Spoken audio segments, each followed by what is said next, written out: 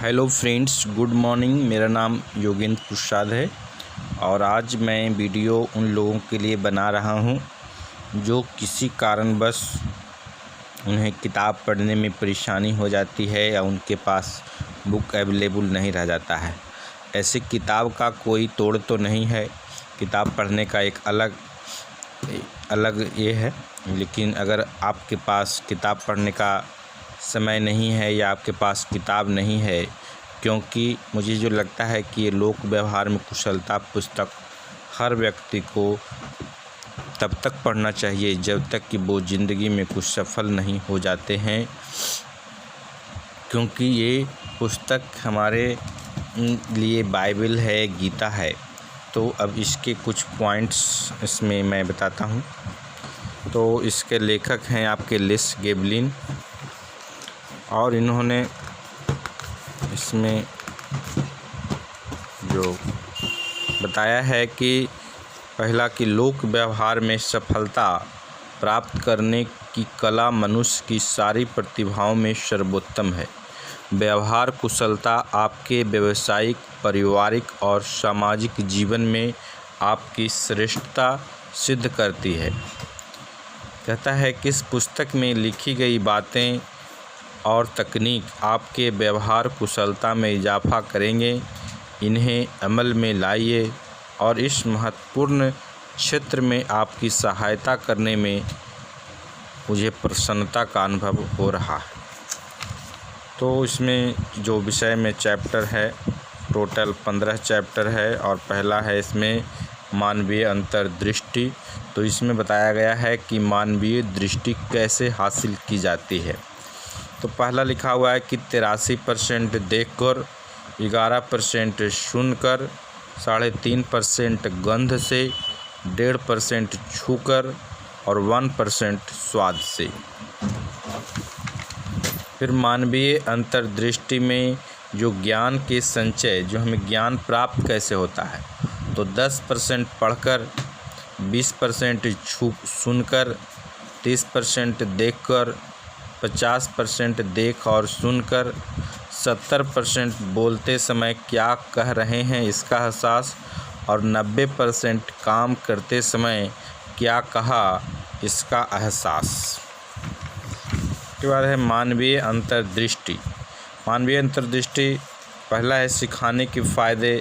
3 घंटे बाद कितने रख पाते हैं, 3 दिन बाद कितना याद रख पाते हैं, अकेले में अमल में लाते समय, बोलते समय 70%, 3 दिन बाद 10%, अकेले में अमल लाते समय 72% का, और 3 दिन बाद कितना याद रख पाते हैं तो 20%, और जब एक ही समय में बताया और दर्शाया जाता है तो 85%, और 3 दिन बाद कितना याद रख पाते हैं तो 65%।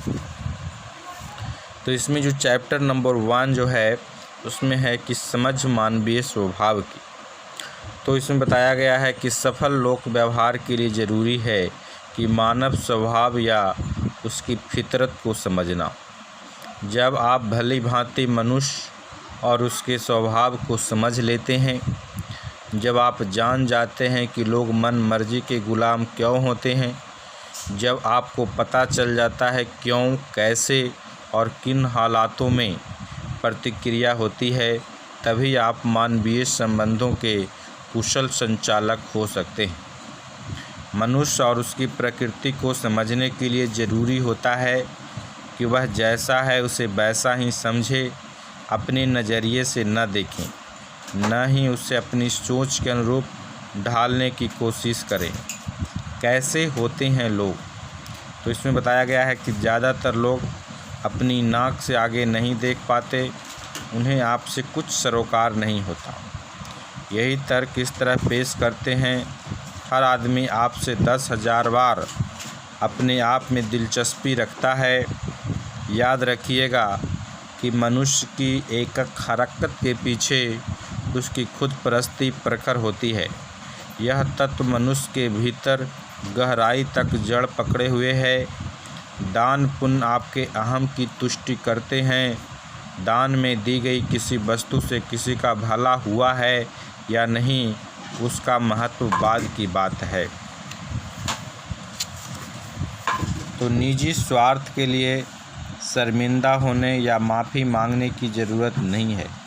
यह तत्व मनुष्य में आदिकाल से चला आ रहा है और अंत तक रहेगा, क्योंकि हम सब धरती पर इसी स्वभाव के साथ पैदा हुए हैं। इस मामले में हम सब एक जैसे हैं। यह समझ लेना कि मनुष्य केवल अपने आप में ही दिलचस्पी रखता है, लोक व्यवहार का आधार है। यही समझ आपकी सक्षमता और आपकी व्यवहार कुशलता बढ़ाती है। उसमें बताया गया है कि आने वाले अध्याय में आप पाएंगे कि इसी समझ में कितनी ही सफल तकनीकें उपजती हैं।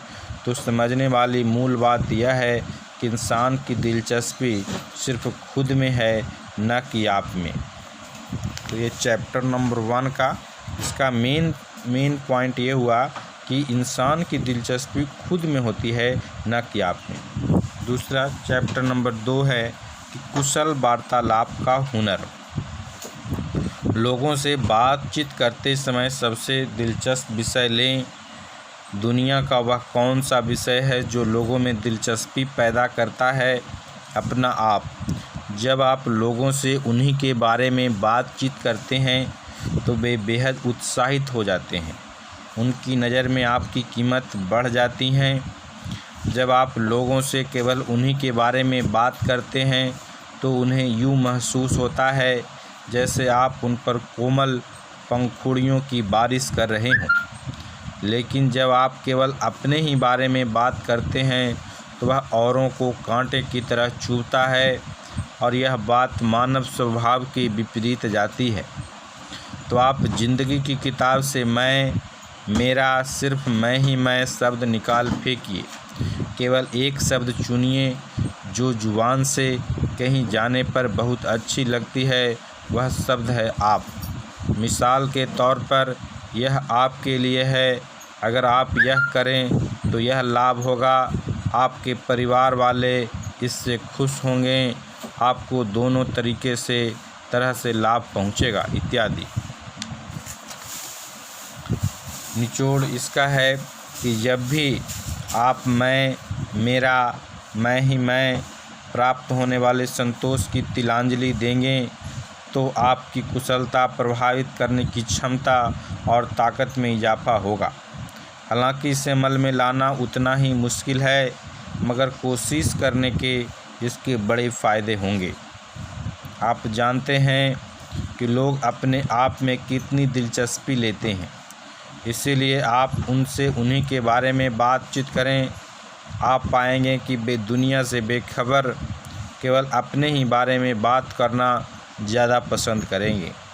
जैसे ही आप लोगों से अपने बारे में बातचीत करने के लिए प्रेरित करेंगे तो आप यह भी पाएंगे कि वे आपको पसंद करने लगे हैं। आप उनसे कुछ इस तरह गुफ्तगू शुरू करें, घर वाले कैसे हैं जॉन? आपके फौजी बेटे का क्या हाल है?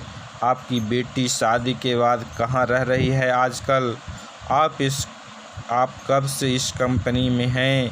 क्या आप इसी शहर के रहने वाले हैं जनाब? आप श्री के बारे में क्या सोचते हैं साहब? आपके परिवार वालों की तस्वीर है यह। मिस्टर मज़ेदार रही आपकी यात्रा। कहने का मतलब ये है कि आप उनके बारे में बात करें। परिवार वाले भी साथ गए थे आपके श्रीमान। तो अक्सर हम इसलिए कारगर नहीं होते क्योंकि हम अपने ही बारे में बात कर रहे होते हैं।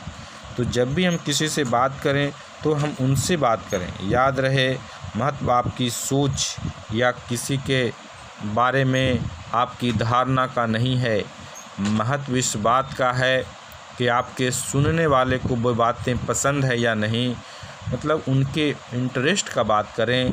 जब भी लोगों से मुखातिब हो उन्हीं की बात करें, उन्हें अपने बारे में खुलकर बोलने का मौका दें। इस तरह आप एक दिलचस्प बातचीत करने वाले बन सकते हैं।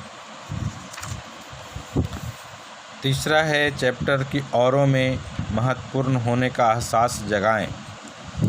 कि मानवीय स्वभाव में एक ख़ास तत्व होता है, आप में और हम सभी में इतनी गहराई तक जड़ पकड़े हुए है कि हम सब से कुछ ऐसा भला बुरा करवा बैठता है जिससे कि हमें महत्वपूर्ण समझा जाए, जिससे अपनी पहचान बनाने की एक तीव्र इच्छा पैदा होती है, तो मानवीय संबंधों के कुशलतापूर्वक निर्वाह के लिए ज़रूरी हो जाता है कि हम लोगों में महत्वपूर्ण होने की इच्छा को प्रबल करें। याद रखिए, आप मनुष्य को जितना ज़्यादा महत्व देंगे, वे आपकी उतनी ही अधिक अभ्यर्थना करेंगे। हर व्यक्ति चाहता है कि उसे कुछ समझा जाए। यह हमारी एशियाई मनोवृत्ति का बहुत ज़बरदस्त हिस्सा है। अपने रसूख को बचाकर रखना, अपने अहम को बचाए रखना। कोई भी नहीं चाहेगा कि उसे ऐसा वैसा समझा जाए। किसी की अवहेलना करना या उसे छोटा करने की कोशिश कर आप उसे ऐसा वैसा ही समझ रहे होते हैं। ध्यान रहे, हर व्यक्ति का अपनी निगाह में उतना ही महत्व होता है जितना कि खुद आपकी निगाह में। इस सत्य को गांठ बांध लीजिए और यही आपकी सफलता की कुंजी है, सफल मानवीय संबंधों की। फिर है कि लोगों को पहचानिए और उन्हें खुद को महत्वपूर्ण समझने दीजिए। ध्यान से सुनिए, देखिए। चैप्टर 5 में है कि लोगों को कैसे सुना जाए। तो लोगों को बातों पर ध्यान न देना उन्हें छोटा करने के बराबर है। उन्हें सुनिए और उसमें कुछ होने की भावना का संचार कीजिए। दूसरा है कि शाबाशी और बधाई दें, लेकिन तभी जब उसकी ज़रूरत हो, मौका हो। उनका नाम लेकर पुकारें, उनकी तस्वीरें अपने पास रखें। जितना हो सके ऐसा करने पर वे आपको पसंद करेंगे। जवाब देने से पहले सोचें, इससे उन्हें लगेगा कि आप उनकी बात पर गौर किया है, क्योंकि वह गौर करने लायक ही बात थी। उन्हें आप और आपके जैसे शब्दों से संबोधित करें। मैं, मेरा, मैं ही मैं नहीं। जो आपसे मिलने के लिए आपका इंतज़ार कर रहे हैं, उन्हें एहसास दिलाएं कि आप इस बात से वाकिफ़ हैं। जताएं कि आपको उनके वहाँ होने का एहसास है। इससे उनमें अपने कुछ होने की भावना बढ़ेगी। समूह के हर व्यक्ति पर ध्यान दीजिए, किसी एक खास आदमी या प्रवक्ता पर नहीं। समूह में एक से अधिक व्यक्ति होते हैं। फिर है सहमति जताना भी एक कला है। तो व्यवहार कुशलता और मानवीय संबंधों में महारत हासिल करने का एक ज़रूरी पहलू है सहमति प्रकट करने की कला। उन्होंने बताया है कि आज के ज़माने में इस कला को प्रवीणता हासिल करना एक नगीना हासिल करने जैसी बात है। सहमति प्रकट करना एक बेहद आसान तकनीक है। इससे ज़िंदगी में बड़ी मदद मिलती है। याद रखें कि बात बात पर असहमति जताना मूर्खता होती है। एक समझदार, चतुर और बड़ा आदमी वह होता है जिसे एक बहुत ही गलत स्थिति को उबारना होता है। सहमत होने की कला के 6 अंग हैं। मन ही मन तय कर लें कि विवाद में नहीं पड़ना है। सहजता से सहमत होना सीखें। आप कब सहमत हैं यह जताएं। सहमत होने के लिए सहमति जताना ही काफ़ी नहीं है, औरों को महसूस होने दें कि आप वाकई सहमत हैं। उनकी आंखों में आंखें डालकर सहमति प्रकट करें और कहें कि मैं आपसे सहमत हूँ या आप सही कह रहे हैं। जब तक बेहद ज़रूरी न हो, सहमति प्रकट न करें। यदि आप सहमत न हों, जैसा कि अक्सर होता है, असहमति तब तक न जताएं जब तक कि वह बेहद ज़रूरी न हो जाए। आप पाएंगे कि ऐसा कम ही होता है। अपनी भूल स्वीकार करें। अगर गलती हो जाए तो भूल को स्वीकार करें। अपनी गलती का एहसास होने पर खुले साफ शब्दों में कहें, मुझसे गलती हुई है, भूल मेरी थी। ऐसा एक बड़ा आदमी ही कर सकता है और ऐसे आदमी को खूब पसंद भी किया जाता है। आपकी जगह एक औसत इंसान झूठ बोलेगा, नकारेगा या बहाना बनाएगा। 5वां कि बहस मत कीजिए, बहसबाजी से रिश्तों में दरार पड़ती है। अगर आप अपनी जगह सही हो तो भी बहस मत कीजिए। बहस जितना उतना ही मुश्किल है जितना कि बहस कर किसी को दोस्त बनाना। झगड़ालू इंसान से परे रहें। झगड़ालू इंसान सिर्फ एक चीज़ चाहता है, लड़ना। आप उसके जाल में न पड़ें, लड़ने से बचें। झगड़ालू बड़बड़ाएगा, आग उगलेगा और भौंडा नज़र आने लगेगा। सहमत होने की कला के तत्व हैं। सहमति जताने वाले को पसंद किया जाता है, असहमति से नाराज़गी बढ़ती है। असहमत लोगों को पसंद नहीं किया जाता है। ओके, तो आज का जो 15 मिनट का टास्क कंप्लीट हुआ।